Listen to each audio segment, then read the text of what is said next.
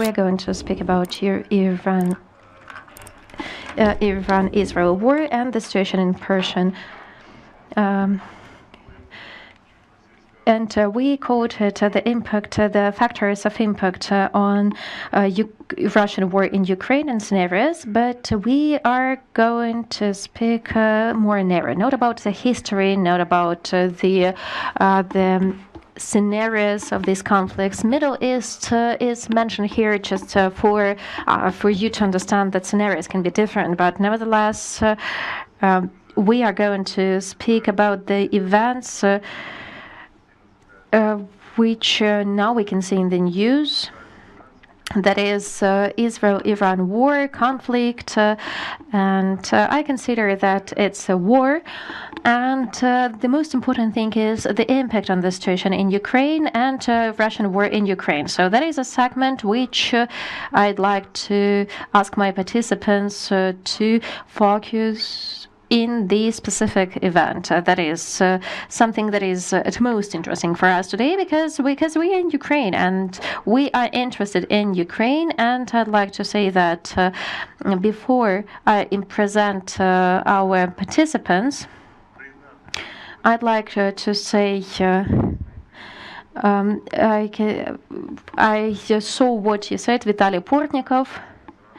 Today in the morning I saw that it's a famous political analytician, and we also saw that Ihor Semyvolos was also speaking about this. Just as representatives of civil society, they expressed solidarity and empathy to the Ukrainians who died under the Russian attack. In different cities of Ukraine and also in the capital. And for us, it is the most important event on how to survive, how to protect the country, and how to win in this war.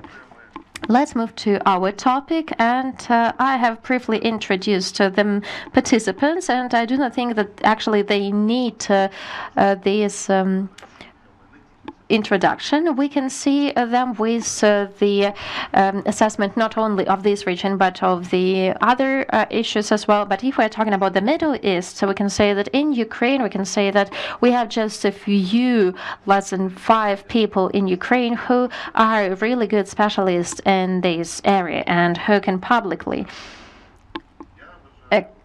express their insights on this matter. And I think that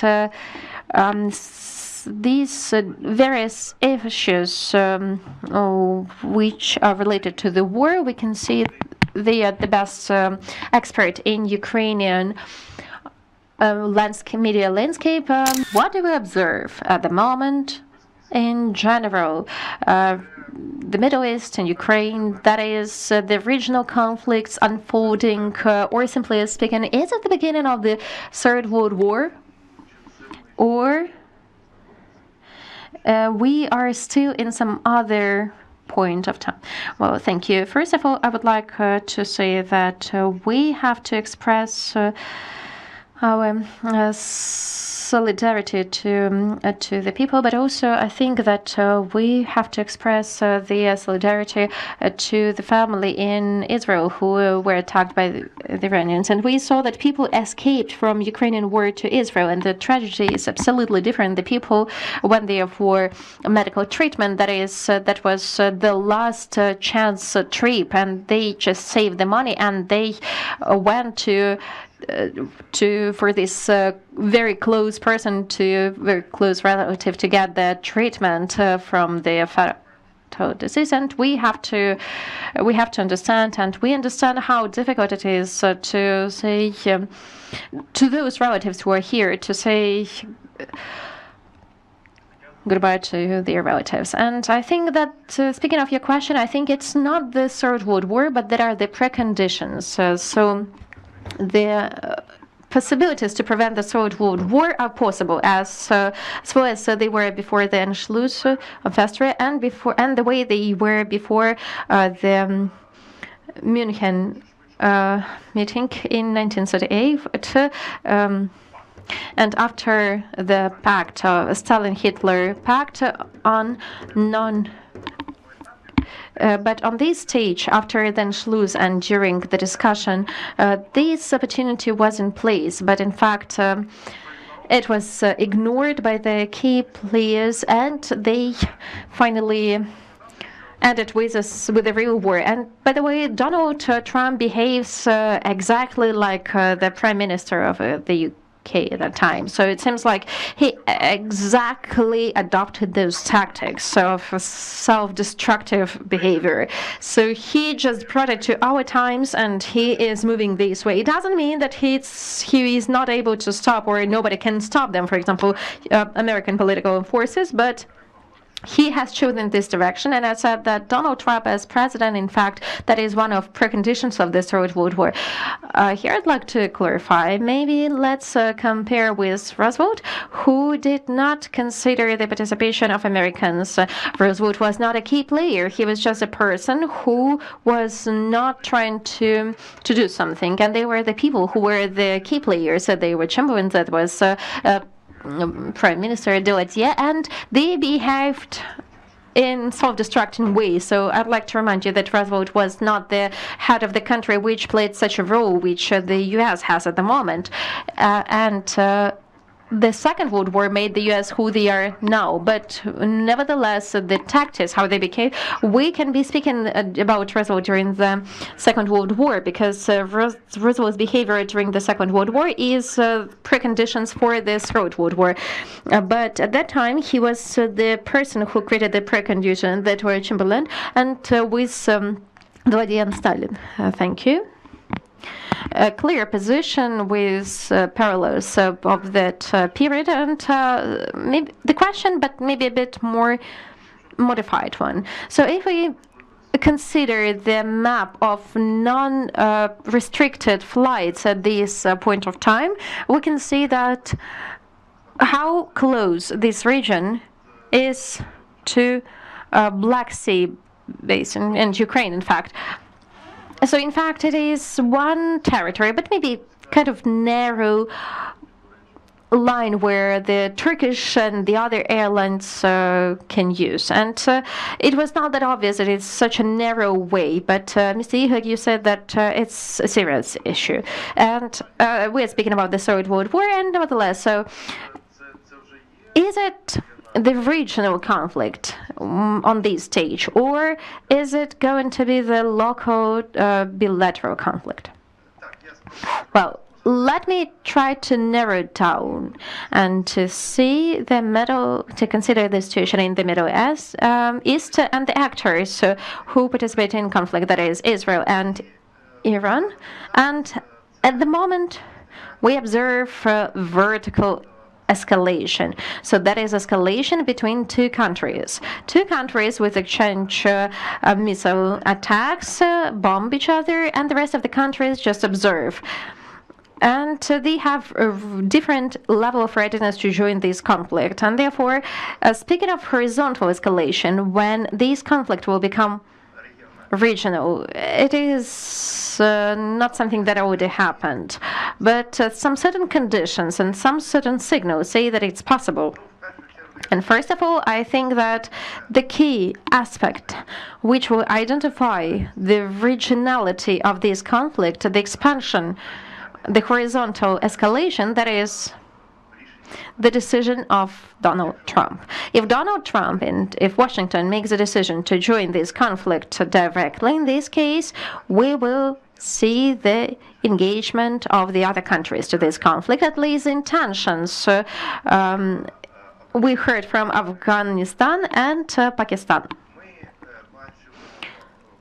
And we observe the move of the planes from China to Iran. At least we've seen 2 planes after the beginning of this conflict, and quite obviously these planes deliver some weapons, and definitely they're not bringing anything it's not a humanitarian assistance, although it can be maybe some humanitarian assistance, but nevertheless At the moment, from this thing, we can see that the potential for expansion of this conflict on the regional level and even beyond it is present. Here I would like to come to the part of the factors of war.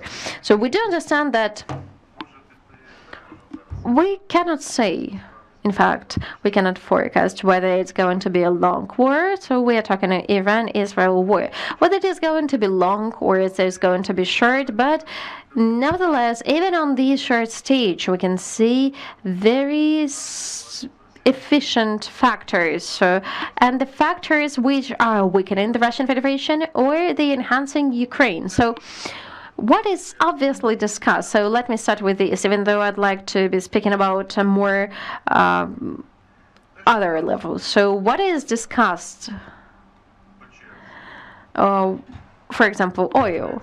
Well, we take the scenario that the high oil price, in case we continue this war and in case we make the further steps, and Iran will close Brosco Gulf, where 25 OPEC oil go through. And I do not know how Iran is going to do that, because they have to trade as well. But, well, this scenario is considered. Then the oil price is increasing, and in this way the Russian Federation is able to finance the war better against Ukraine, because 1/3 of budget of the Russian Federation is oil. And if this export is not controlled, how it is at the moment, it is shadow one. Embargo doesn't work well. The European embargo doesn't work well. That is a factor of the financing of the war.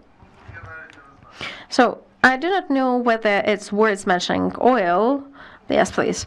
So I think it's quite obvious that there will be some high prices on oil, and many people take into account the risks and the high intensivity of this conflict, the bigger attacks on oil sources or on oil bases or on oil processing factories. So this kind of strike will push the price up.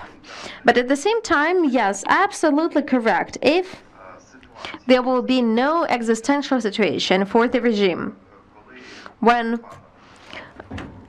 you win or you lose, and if they will cut the way through Hormuz Gulf, and they will do it only if the Americans will start the war against Iran, then in this case the risk to face Americans in the sea is not so important.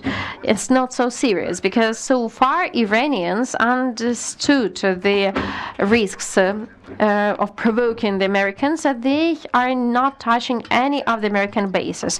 They are not conducting any kind of steps against the Americans. And if Americans do not use a weapon against Iranians are not going to be the first one. I'd like to clarify here, which in my opinion is more important, and it is about nuclear weapon, because we need to ask ourselves the weapon, whether the Russian Federation is really interested for Iran to have the nuclear weapon, and why. Why the Russian Federation needs the faster nuclear program, and why the Russian Federation is much calmer about nuke program when the Russian Federation was ready to participate at the processes of postponing the launch of it. And Adolf Hitler, when he was discussing with his allies the final decision regarding Jews, and he was proceeding that there will be no political consequences for Germany. But who remembers Armenia and 1915?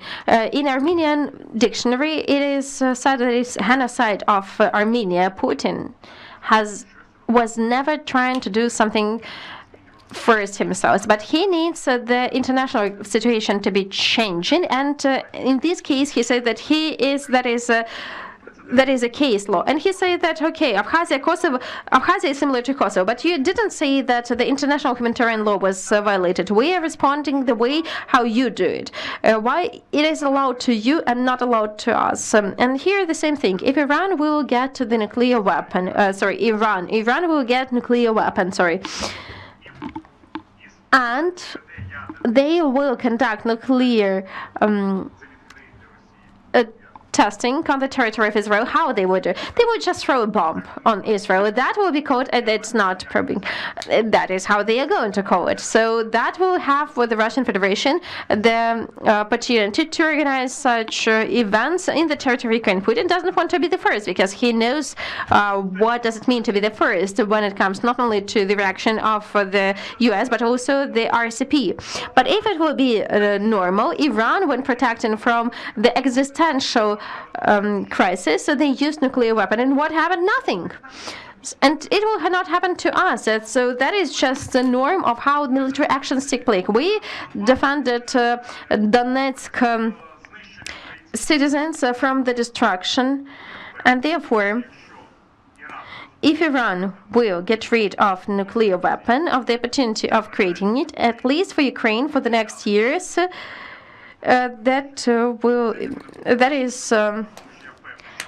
I'm sure that Kremlin is looking for the ways to use nuclear weapons without consequences for him, and he is not finding it. Immigration series. Iranians with big community, they reside in Europe, not in the Russian Federation, and also in the US. And they are not allowed to go to the US because in the US there is a president who is unlikely to be awaiting for the refugees. So yeah, it is forbidden to give away visas. And speaking of Europe, well, I think that one more global crisis, even bigger than Syrian crisis, can be provoked with people with that are not going to be positionists, that are going to be the people educated by Islamic State, and that is a direct way to the further growth of anti-migrational forces. So even in this case, Putin can be interested. Putin needs these grants. He wanted to have the second migration crisis with Ukrainians. He couldn't manage it, luckily. And now we can see the first signs that he can get something from this crisis we're observing at the moment.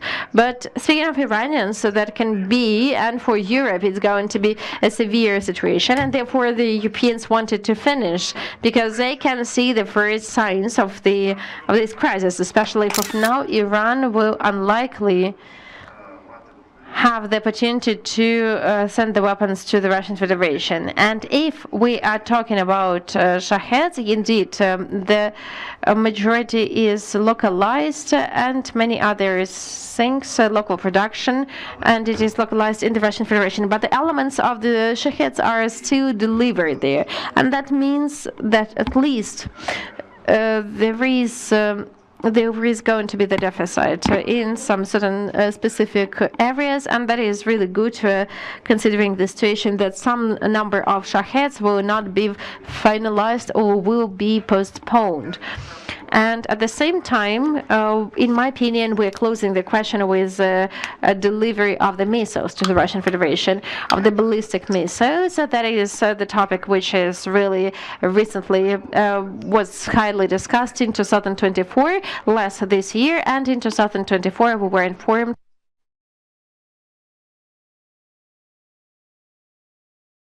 that through Caspian Sea, the part of the missiles were delivered, kind of.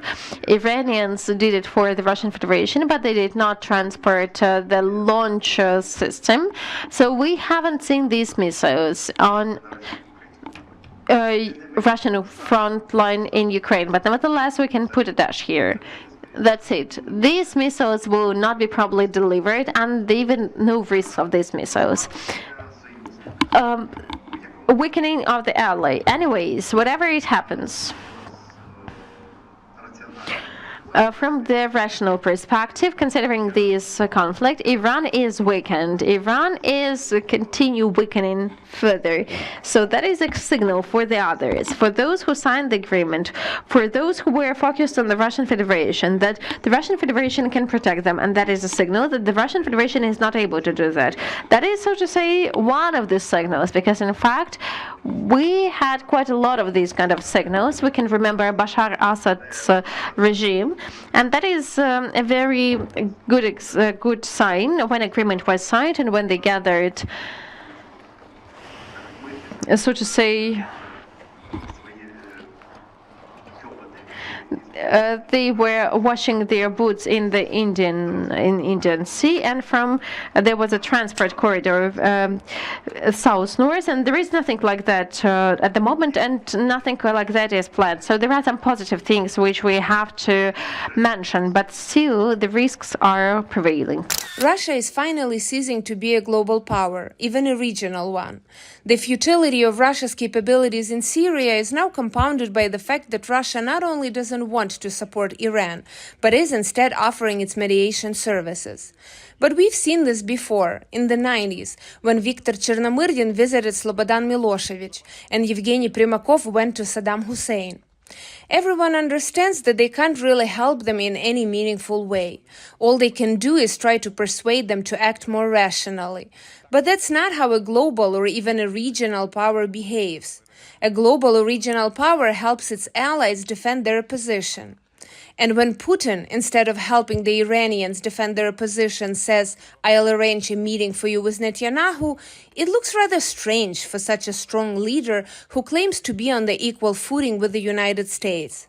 Where does such ambition come from when you can't actually do anything? Or maybe he doesn't want to act so the war won't escalate. Or maybe he simply can't. Maybe he doesn't want to, but he also can't. Let's imagine he does want to. Would he be able to? No, he wouldn't. Not from the U.S. perspective, where the U.S. is in the middle, but in the way how we can see it. In this case, we can see that the key development of the events in the world and the main decisions will depend on I don't know how it is going to resolve. Now it is a single place, a single space.